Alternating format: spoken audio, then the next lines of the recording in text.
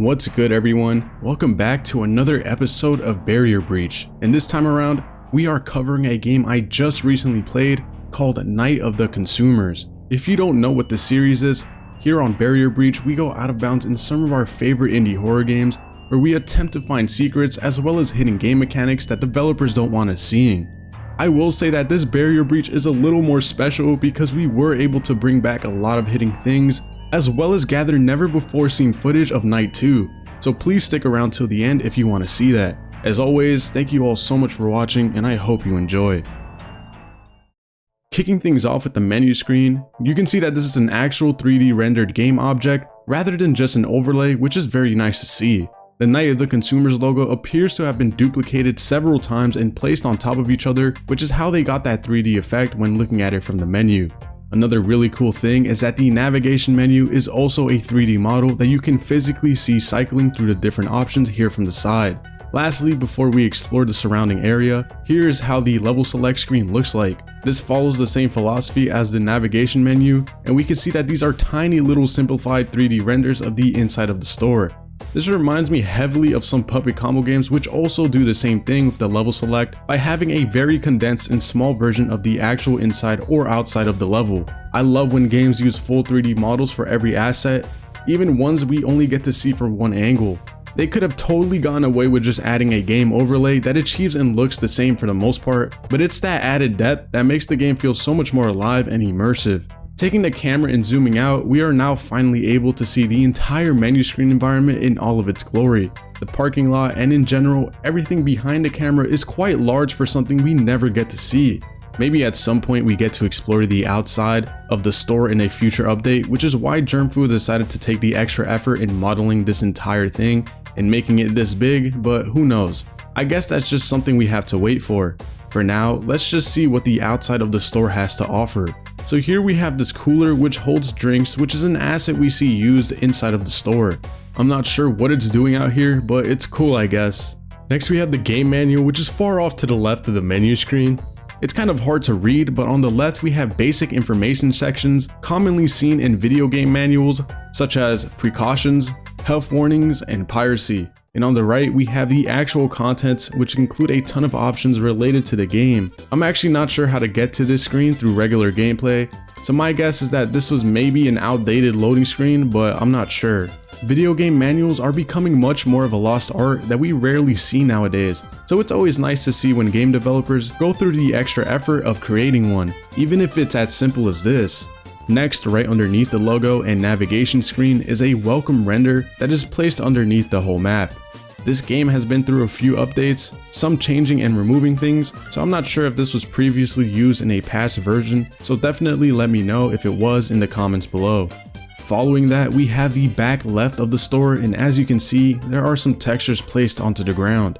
It's actually not that uncommon for full textures to be slapped onto random walls or floors, as it allows for quick access of said texture for the game developer to use, as long as it's out of the player's view of course. The top texture is a banner we see used inside of the store that says "come back soon," and the other appears to be some sort of door texture or fridge texture. I don't know, something relating to that. Next we have these consumers who just can't wait to get inside of the store for some reason, and as you can see, they're just flat 2D sprites. This one actually caught me off guard because from the front and back side of the sprite, they legitimately look like fully rendered 3D models, but nope, they're flatter than a dollar bill. I believe this was achieved by using an actual 3D model and capturing footage of it from one angle and then using that footage to create a 2D sprite. It's a very cool and efficient way of duplicating that 3D look, all the while saving on resources and computational power. Finally, we have the inside of the store, which is just a hollowed out version of the interior we load into once starting night 1. Here you can actually see the skeleton of the staff only rooms, which you can just barely make out, and here again we have an empty version of the store, which is the size of the actual store, just completely empty and void of any items for obvious reasons. So yeah guys, that's all this menu screen had to offer. I tried to find secret things that were disabled, but everything is mostly here except for maybe the occasional render of a past loading screen or logo, just like this old Germfood logo and this old navigation screen. Still, this is definitely the coolest and most immersive menu screen I've seen thus far during my time breaching these types of games, and I'm very satisfied with it. Up until now, we've only seen small cubes no bigger than a room that are pretty simple, but this is the first time we've gotten a large, dedicated environment that was worth going over in detail. You only get to see this specific environment from the menu screen, so it's cool that Germfood went above and beyond when creating a menu environment that you maybe see 20% of.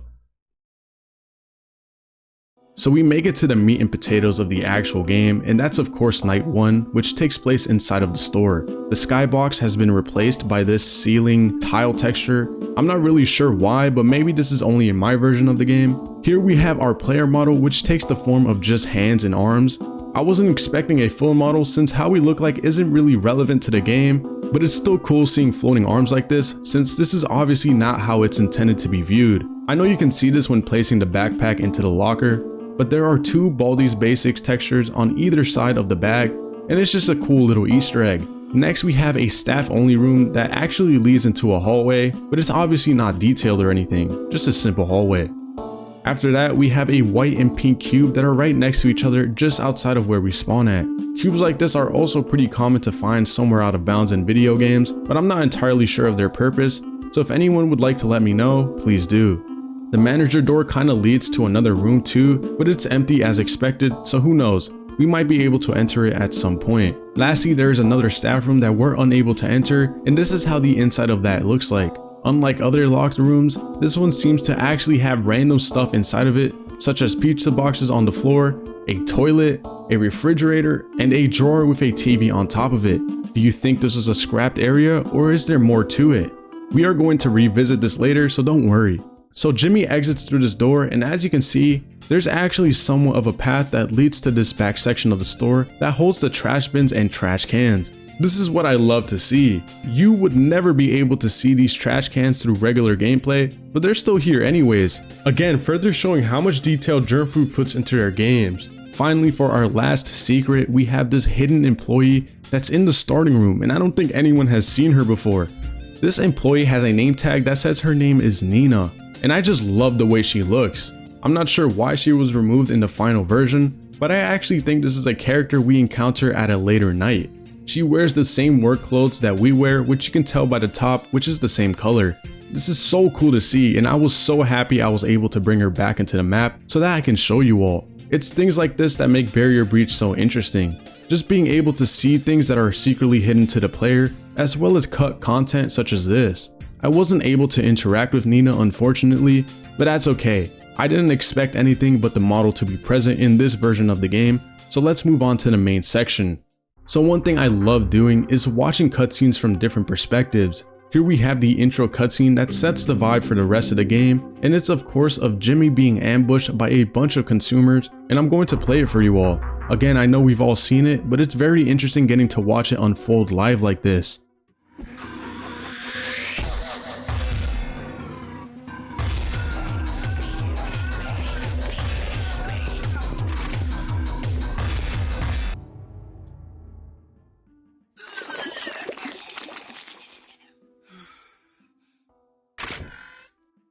Once we finish talking to him, we get to see him run to the exit doors where he just despawns and the camera is given back to our player.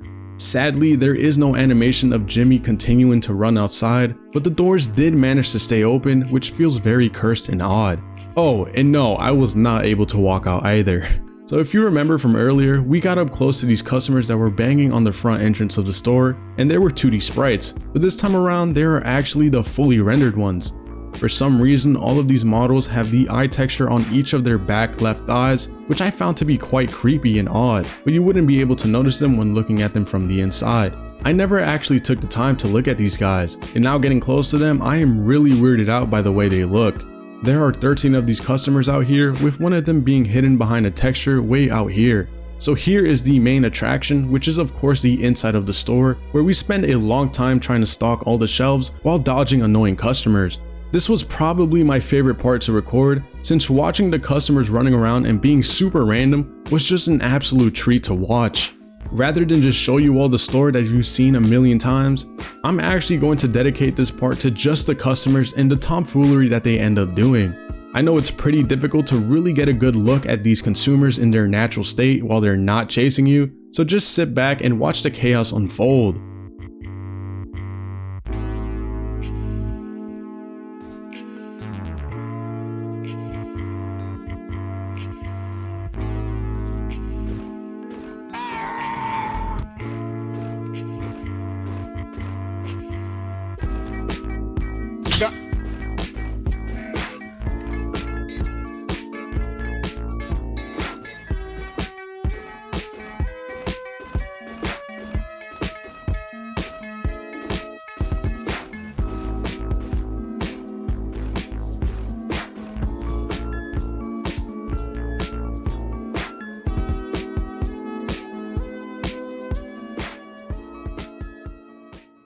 So the biggest Easter egg in this game is the secret room that we can break into that contains a previous deceased employee as well as a locked door with a combination lock pad.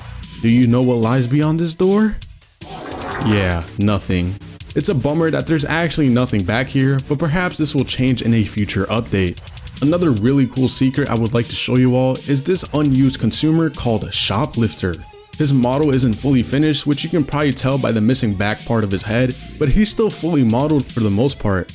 And my assumption is that the whole purpose of this consumer is to unstock the shelves you just worked on, further prolonging the night and making it 10 times harder to beat.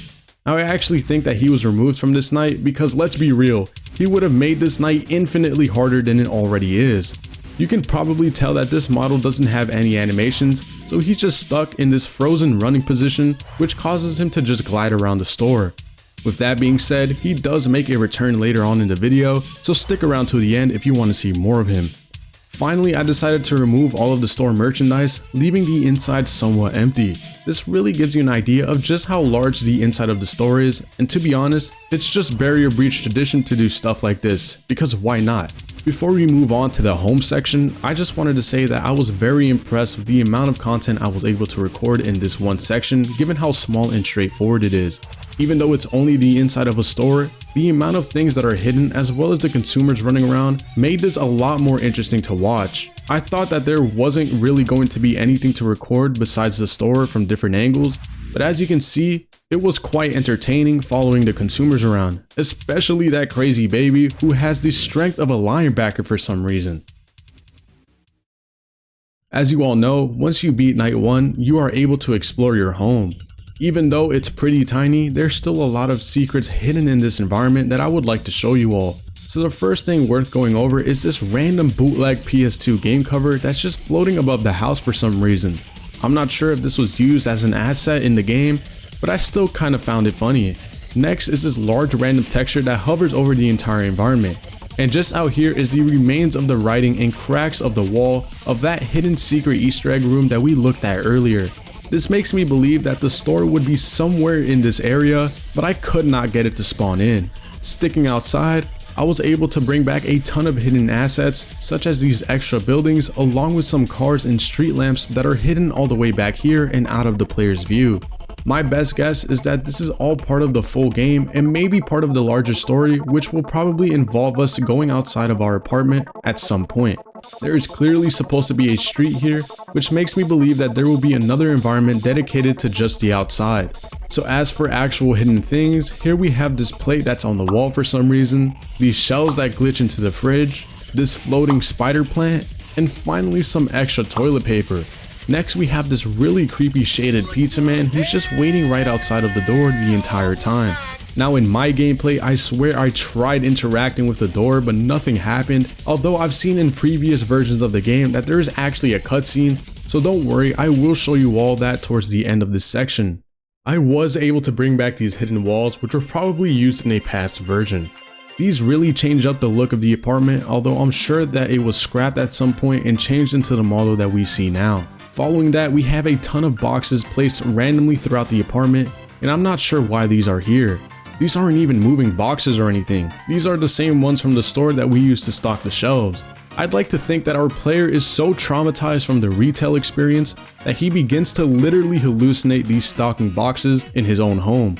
Next we have a secret Cool Kids Juice ad on the TV that I was able to bring back.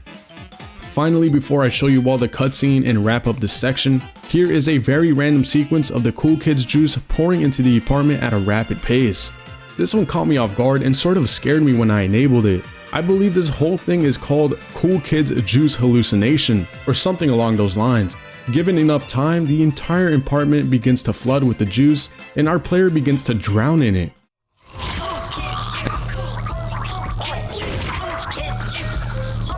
At some point, it eventually stops on its own. So as promised, here is the cutscene I mentioned earlier. The pizza guy turns around now in full color and begins dancing at our front door. I don't know about you guys, but bro is a little too excited to be doing all of this while getting paid minimum wage. For those of you who haven't seen this cutscene, I will just play the whole thing for you.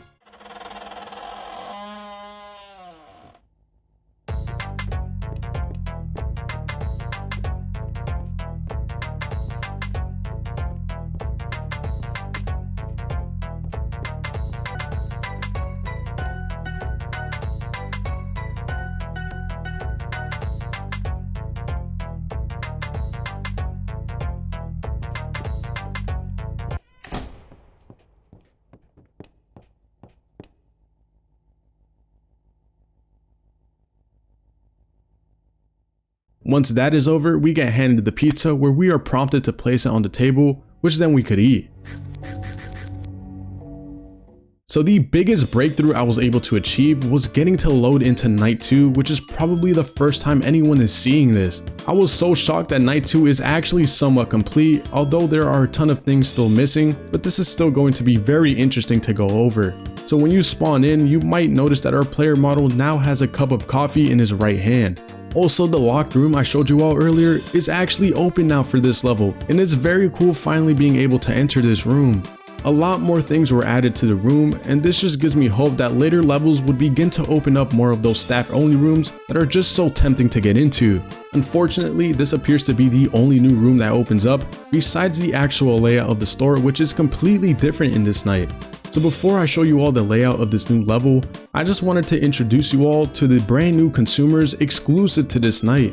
Here we have this old man who is wearing beach clothes, the shoplifter I showed you all in night 1 who's now riding a bike inside of the store, a brand new AI in the form of a dog who goes around grabbing boxes and placing them in random places, the baby who makes a return, God help us all, this weird version of the manager, this woman with headphones, a construction worker, and this guy in crutches. There are 2 new special consumers who have unique abilities which I will show you all very shortly, but for now, here's the entire layout of the store like I said. I'm pretty sure this is the first time anyone on YouTube is showing you all this never before seen gameplay.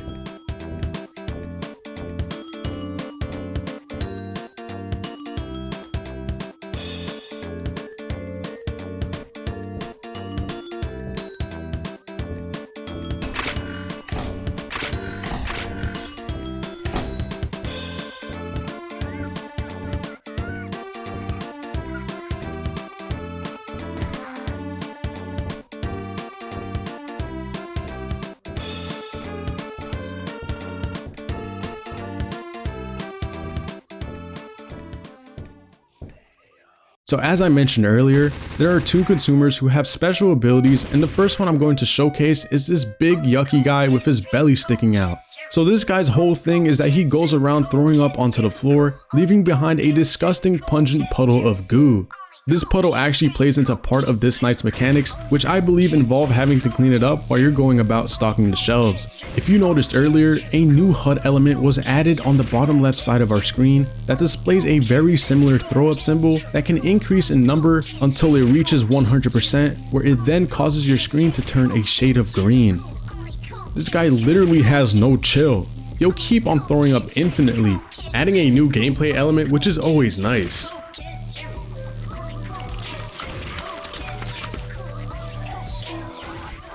The next special consumer is a woman who is named Karen, and I'll let you figure out why. I'll make you regret your worthless existence! I want to speak to a manager! Excuse me? How dare you! Excuse me! This consumer goes around spouting insults to us, and it's super creepy to look at. Not only is her walk animation pretty awkward, but she also just twitches around constantly darting her head like a tweaker. Out of all of the consumers, she is the only one to have a dedicated attack state which changes the audio and visuals around you. I'm not sure if this is intentional, but when she gets triggered, she gets turned into a large version of herself where she then attacks you and even has a specific chase sound just like the manager. Finally, here's what I believe to be a new gameplay mechanic which sees us using a mop to clean up the throw up that one customer is always leaving behind. I'm actually more than positive that this is what that is for, since that's the only thing I can see as cleaning. Oh nah, lil bro tweaking. So that is going to do it all for this edition of Barrier Breach.